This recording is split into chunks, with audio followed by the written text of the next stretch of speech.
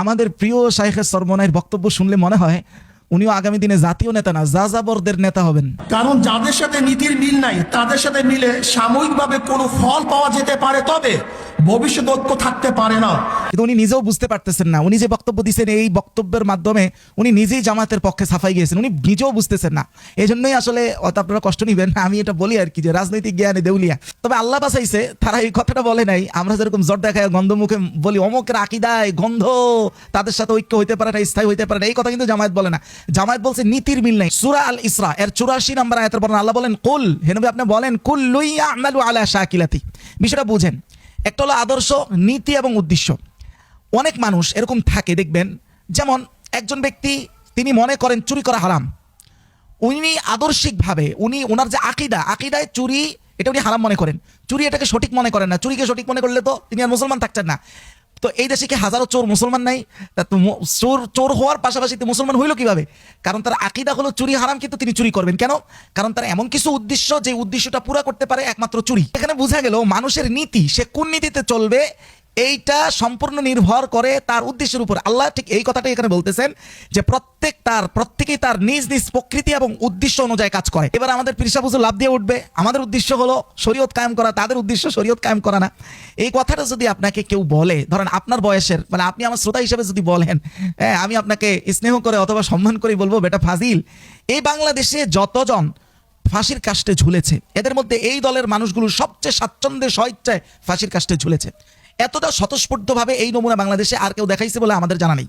তাহলে এবার বলেন তো, যদি শরীয়ত উদ্দেশ্য না হতো, এদের আখিরাত উদ্দেশ্য না হতো, যার আখিরাত উদ্দেশ্য না সে তো ফাঁসির কাস্টে এত স্বচ্ছন্দ হাসি মুখে যাইতে এটা অসম্ভব প্রায়। তো এখানে তো এটাও খণ্ডন হয়ে যায়। এতদিন পর্যন্ত যে আমরা যাযাবরগিরি করতে গিয়ে যে বলেছি যে তাদের শুধু ক্ষমতা উদ্দেশ্য, তাদের আখিরাত অথবা শরিয়া উদ্দেশ্য নয়, এই জিনিসটাও তো এই জায়গায় সম্পূর্ণ ধূলিসাৎ হয়ে যায়। এই কথার ভিত্তিতে যারা দেখেছে তারা নিশ্চিত ফাঁসির কাস্টে ঝুলবে। তো ফাঁসির কাস্টে যখন ঝুলা তাদের নিশ্চিত তাদের সামনে হয়ে গেছে, তো এটাও তো নিশ্চিত হয়ে গেছে যে এই দুনিয়াতে তারা আর কোনোদিন কোনো ক্ষমতায় আসতেছে না। তাহলে তারা তখন কেন রং পাল্টাইলো না? তারা কেন দৃঢ় থাকলো? কিসের ভিত্তিতে? কি আখিরাতে গিয়ে নির্বাচন করবে? এই কথাটা একজন অবশিষ্যও বুঝার সক্ষমতা রাখে, কিন্তু আমাদের মতো যাযাবরের নেতারা এটা বুঝে না। সেই জামায়াত ইসলাম এখানে যে কথাটা বলছে যে যাদের নীতির সাথে মিল নাই তাদের সাথে ঐক্য হতে পারে, কিন্তু সেটা স্থায়ী না, সেটা যে কোরআন সুন্নাহ ভিত্তিক কথা এবং বাস্তবে জামাত এটা কিভাবে অ্যাপ্লাই করেছে আমরা দুইটা বিষয় এখান থেকে দেখব।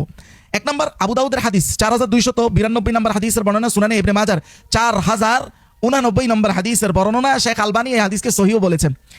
এই হাদিসের মধ্যে রাসূলুল্লাহ বলেন যে তুসালিহুর রুম সুলহান, তুসালিহুনার রুম সুলহান আমিনান, অদূর ভবিষ্যতে হে আমার উম্মত, তোমাদের সাথে রুম খ্রিস্টানদের এক অংশের সাথে তোমাদের একটা চুক্তি হবে, সুলহান আমিনান, খুবই সুরক্ষিত চুক্তি, সুন্দর একটা চুক্তি। ফাতাগজুনা আনতুম ওয়া হুম আদুওয়াম মিন ওয়ারাইকুম, তারা এবং তোমরা অন্য আরেকটা শত্রুর বিরুদ্ধে যুদ্ধ করবে। ফাতামসিরুন ওয়া তাগনামুন, এই যুদ্ধে তোমরা জয়ী হবা এবং তোমরা গনিমত অর্জন করবা। তাইলে এই যে খ্রিস্টানের এক অংশের সাথে আমরা আরেকটা শত্রুর বিরুদ্ধে যুদ্ধ করব কাঁধে কাঁধ মিলিয়ে, তার মানে এখানে ঐক্য হবে। কিন্তু যেহেতু খ্রিস্টানের নীতির সাথে আমার নীতির 100% মিল নাই, অথবা একজন সেকুলার মুসলমানের নীতির সাথে আমার নীতির মিল নাই, তার উদ্দেশ্যের সাথে আমার উদ্দেশ্যের মিল নাই, তো ঠিক এই হাদিসটা দেখেন, এখানে বলা হয়েছে প্রথমে যুদ্ধ হবে, কাজও হবে, সব হবে। হওয়ার পরে যখন যুদ্ধে জয় হবে তখন খ্রিস্টানরা বলবে যে এই যুদ্ধে আমরা জয় হয়েছে সালিবের কারণে, ক্রুশের কারণে। ফায়াকুলু গালাবাস, তারা বলবে গালাবাস সালিব। এই কথা শুনি ফায়াকুতাবু রাজুলুম মিনাল মুসলিমিন ফায়াদুক্কুহু, মুসলমানদের একজন রেগে এই ক্রুশকে ভেঙে দিবে। যখন তার সামনে ক্রুশকে ভাঙা হবে, তারা আবার গাদ্দারি করবে এবং এতক্ষণ যে বন্ধুর সাথে মিলে মিশে সে সংগ্রাম করতেছিল সেই বন্ধুর বিরুদ্ধে সে আবার যুদ্ধে লিপ্ত হবে। এই হাদিস থেকে স্পষ্ট জামায়াত বা এই দলটা, যদিও আমরা এই দলটা করি না, কিন্তু এই দল বিগত দিনে আমরাও দেখেছি বিভিন্ন সেকুলারিজমের সাথে তারা সাময়িক জোট করেছে, কিন্তু সেটা স্থায়ী নয়। তো এই হাদিস থেকে এবং তাদের মূলনীতির সাথে তো 100% মিল পাওয়া যায়। যেমন তারা জোট করেছে, তারা যাদের সাথে ক্ষমতা এসছে তাদের নীতি এবং উদ্দেশ্য আর এদের নীতি এবং উদ্দেশ্য এক ছিল না। এদের নীতি হচ্ছে শরিয়া কায়েম করা, এবং জোট কেন করেছে? কারণ তারা এখনো এককভাবে সেটার সক্ষমতা অর্জন তখন পর্যন্ত করেনি, এজন্য জোট তাকে করতে হয়েছে। যেইভাবে মুসলমানরা এককভাবে ওই যে শত্রু, রাসূলুল্লাহ বলেছেন যেই শত্রুর বিরুদ্ধে যুদ্ধ হবে, সেই যুদ্ধটা যদি মুসলমানরা এককভাবে করার সক্ষমতা রাখতো, তাহলে রাসূল কেন বলতেছেন এখানে খ্রিস্টানদের সাথে জোট করতে হবে? এককভাবে ক্ষমতা না থাকার কারণে সাময়িক কাজ উদ্ধারের জন্য জোট করা, এটা কোরআন সুন্নাহর নীতি। কিন্তু নীতির মিল না থাকলে, যেহেতু উদ্দেশ্য খ্রিস্টানের আরেকটা, মুসলমানের আরেকটা, সেকুলারিজম যারা করে, ধর্মনিরপেক্ষতাবাদ যাদের, তাদের উদ্দেশ্য আরেকটা, নীতি আরেকটা, সাময়িকভাবে জোট হতে পারে। এই হাদিস এবং জামায়াতের এই দলটার বাস্তবতা মাঠে বিগত দিনে ঠিক এটাই। কিন্তু আমাদের মতো পান চাবানো দুর্গন্ধময় মুখে এটা বলে না যে অমকের শুধু গন্ধ, আকিদায় গন্ধ, এই আকিদায় গন্ধ থাকলে ফুরুই আকিদায় ইখতিলাফ সাহাবাই কেরামের মধ্যে পর্যন্ত ছিল। এগুলোকে কেন্দ্র করে ঐক্যকে বিনষ্ট করা এটা সম্পূর্ণ হারাম। সবচেয়ে এখন আমি গুরুত্বপূর্ণ কথাটা বলি আপনাকে, এই যে বলা হয় ভারতের সাথে গোপনে মিটিং করছে, আমেরিকার সাথে গোপনে মিটিং করেছে, আচ্ছা এটা কি ষড়যন্ত্র না আত্মরক্ষা? এবার একটা আয়াত দেখেন তো, সূরা আলে ইমরানের 28 নম্বর আয়াতের বর্ণনায় আল্লাহ তাআলা বলতেছেন, লা ইয়াত্তাখিযুল মুমিনুনা আল কাফিরিনা আউলিয়া মিন দুনিল মুমিনিনা ইল্লা আন তাত্তাকু মিনহুম। এই আয়াতের শেষে বলা হচ্ছে যে কোন মুমিন কোন কাফেরকে বন্ধু হিসাবে গ্রহণ করবে না, তবে হ্যাঁ উপরি বন্ধু হিসাবে গ্রহণ করতে পারবে তখন যখন তারা তাদের আত্মরক্ষার প্রয়োজন হবে। আপনি বলেন তো, আপনি ভারতের সাথে যুদ্ধ করবেন?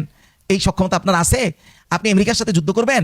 তো আপনি যদি তাদের সাথে যুদ্ধ করার সক্ষমতা না রাখেন, তাহলে তাদের সেই ষড়যন্ত্র থেকে আপনাকে আত্মরক্ষা করতে হবে নিশ্চিত, সেটা যেভাবেই হোক।